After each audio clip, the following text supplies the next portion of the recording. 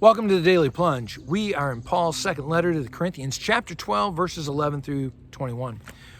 When you start to read it, you got to ask the question, well, how did the Corinthians drive Paul to be a fool? Was it because they became such eager and obedient disciples? Yeah, not likely. So sort of a sarcasm alert here from me and from Paul. He says, even though I deserve to be applauded, to be commended by you, even though I'm nothing in light of Christ, I know one thing, I'm more than those super apostles who are even less than nothing. But you don't appreciate that, he says. I persistently demonstrated the marks of a true apostle to you, and you didn't appreciate the signs and miracles, wonders. You didn't appreciate the teaching of Jesus Christ as crucified and risen. And so he says, I never treated you as inferior as Christians or as a church. The only, if I did, it was because I didn't expect you to pay my way. Oh, I'm sorry, I didn't expect you to pay my way.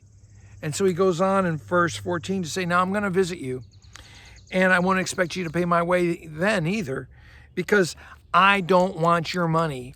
And that's one of the things I wish more nominal Christians would understand, is that the church really doesn't want your possessions, because Jesus Christ doesn't want your stuff. Jesus Christ wants you. And that's the goal of the faith, is that we would give our whole heart, mind, and soul to the Lord. And that's what Paul's saying. He goes on to say, I give myself, I spend myself so that you would come to faith in Christ Jesus. And I guess if I love you more, you will love me less, which begs the question, how do Christians refrain from showing the love for their spiritual fathers, their spiritual leaders who spend themselves for them? Do they show them the love?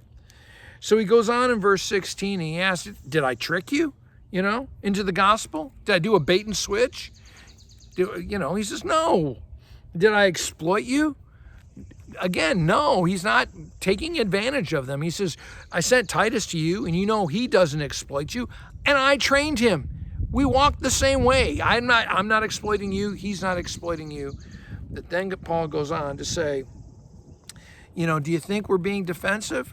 Actually the Greek word there is, do you think we're apologizing for ourselves? And Paul says, I don't have anything to apologize for, because in the sight of God, I am a faithful servant of Christ, teaching the gospel to you and helping to strengthen you in the faith. And so he says, unfortunately, when I come, it's not going to go the way either one of us want. When I come, I'm not going to find you as strong disciples in the Lord, and you're not going to find me as a weak pushover when I get there either. Unfortunately, I fear what I'm going to find is discord, jealousy, slander. You're going to be selfish and arrogant and gossiping and rage, and really a sense that they haven't changed at all, that Jesus Christ is not given, they don't have the gifts of the Spirit because they continue to live for this world.